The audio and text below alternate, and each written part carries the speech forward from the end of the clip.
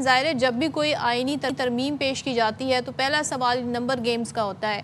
जब हुकूमत को जहाँ पे मुश्किल थी वो थी सेनेट, वहाँ पर भी 2 अरकान जो हैं, एक पीटीआई के एक जेयूआई के, उनके वोट से तरमीम मंजूर हो गई।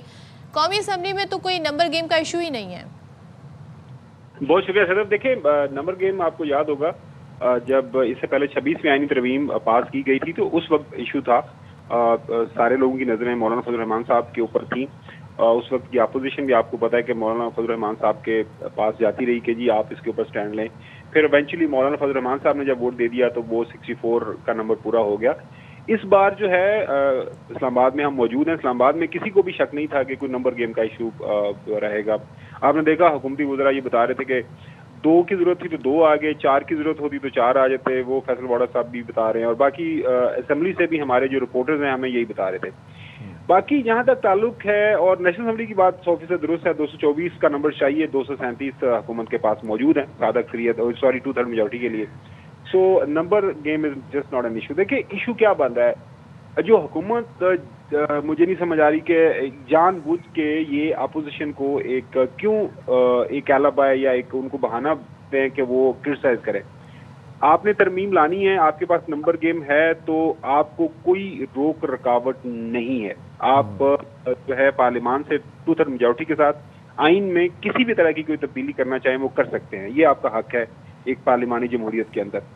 लेकिन वो जिस तरह भी आपने एक बयान सुनवाया कि अगर बैरिस्टर गोल ये कहेंगे कि क्या मजबूरी आन पड़ी थी कि सुबह सुबह बाकू से जो है प्राइम मिनिस्टर साहब को ऑनलाइन एक यस करना पड़ा। वो मेरे ख्याल में सिग्नेचर भी फिर उन्होंने कोई वो इलेक्ट्रॉनिक ही किए होंगे। आजकल आपको पता है ना वो इलेक्ट्रॉनिक सिग्नेचर चलते हैं। वो भी आईटी में लोग हैं, उनको इस बात का इल्म है। सो वो हुआ। उसके बाद यहाँ पे भी अगर थोड़ा सा पार्स को ऑन बोर्ड ले लेते या वकला को, बाकी जो है सिविल सोसाइटी को एंगेज कर लेते तो एक फीडबैक लेके प्रॉपर तरीके से टाइम थोड़ा सा लगा के ये कर लेते तो मेरे ख्याल में कोई वजह नहीं थी। पाकिस्तान के अंदर अदलिया के अंदर रिफॉर्म्स की जरूरत है, कोई दो राय नहीं है। पाकिस्तान के अंदर यूनिटी ऑफ कमांड जो आर्म फोर्सेस की है उसकी एक जरूरत आज से नहीं, काफी अरसे से इसके हवाले से पेपर्स भी लिखे जा रहे थे। वो एक जरूरत थी, वो बिल्कुल उसको करना चाहिए था, वो हो गया। लिहाजा ये जो हुकूमत की उजलत जो समय से बालातर है उन्होंने क्यों ऐसा किया। बहरहाल अगेन जाहिर है पार्लियामान में जब नंबर गेम आपके पास मौजूद होती है तो फिर बड़े आराम से आप जो कर लेते हैं। आई डोंट थिंक सो कि कोई प्रॉब्लम होगी किसी भी सतह के ऊपर। वैसे खावर भाई ये एमक्यूएम वाली क्या डायनामिक है, ज़रा ये भी हमें बताइएगा। पीपल्स पार्टी हम देखते हैं अपनी तजावीज़ मनवा भी लेती है, हुकूमती तजावीज़ निकलवा भी देती है, लेकिन एमक्यूएम के साथ ही क्या चल रहा है। 26 की दफ़ा उनको 27वीं का कहा था, अब 27वीं हो रही है तो उनको 28वीं का कहा गया है। तो ये क्या डायनामिक है? अच्छा साइम, आप तो माशाल्लाह अभी हो सदफ, मैं नहीं ये कहता कि सदफ मेरे जितनी पुरानी है, लेकिन मैंने 2000 में शुरू किया था जर्नलिज्म इस्लामाबाद में ना।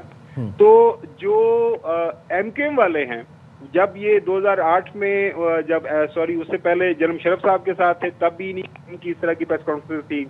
फिर 2008 में जब पीपल्स पार्टी के साथ इन्होंने हुकूमत ज्वाइन की तब हम देखते थे 2 दिन हुकूमत के साथ, 2 दिन हुकूमत से बाहर, 2 दिन हुकूमत के साथ, 2 दिन हुकूमत के बाहर। उसके बाद फिर 2013 के अंदर पीएमएलएन की हुकूमत आई तो तब भी आपने देखा। फिर 2018 में पीटीआई की हुकूमत आई तो फिर भी उनके साथ थे तो तभी यही एक उनका एक आर्गूमेंट था कि जी हमें 148 के ऊपर तरमीम चाहिए, हमें खुद मुख्तार लोकल गवर्नमेंट चाहिए, जो कि उनका एक आर्गूमेंट है, सही है।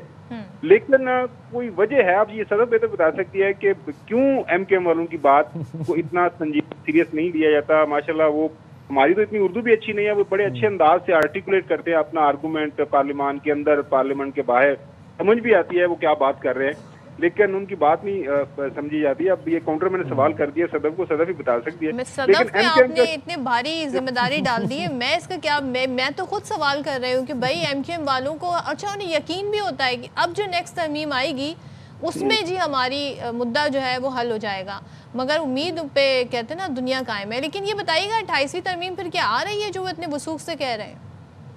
देखिए जिस तरह किसी ने कहा था ना कि 26वीं के बाद 27वीं और 27वीं के बाद फिर 28वीं ही तरमीम आनी है, तो जब भी अगली तरमीम होगी तो वो 28वीं, उसका नंबर तो 28वीं तरमीम ही होगा आईने पाकिस्तान में। तो वो कब आएगी, कैसे आएगी, जाहिर है वो एमकेएम वाले तो कह रहे हैं, लेकिन वर्ड ऑफ माउथ यही है, शुनीद यही है कि आएगी। लेकिन अगर देखें जल्दी हानि होती तो वो जो चीजें उसमें डलनी थी उसमें भी डाली जा सकती थी। मेरे ख्याल में वो क्या कहते हैं, कोई एमकेएम वाले चांद नहीं मांग रहे थे, वो एक आर्टिकल 140A के हवाले से कुछ उनकी ख्वाहिश थी। वो काफी पुरानी है, काफी पुराना उनका ये एक आर्गूमेंट है कि जो लोकल गवर्नमेंट्स हैं उनको कुल्ली तौर पर, खास तौर पर मुआशी तौर पर, जो कि आर्टिकल का जो आइन का आर्टिकल कहता है कि उनको खुद मुख्तार बनाया जाए, लेकिन वो पैसे आगे ट्रांसफर नहीं होते, जिस तरह अभी बात कर रहे थे। ये इश्यूज होते हैं। Thank you so much Khawar, हमारे साथ थे, सारी सूरत हाल पर बात कर रहे हैं।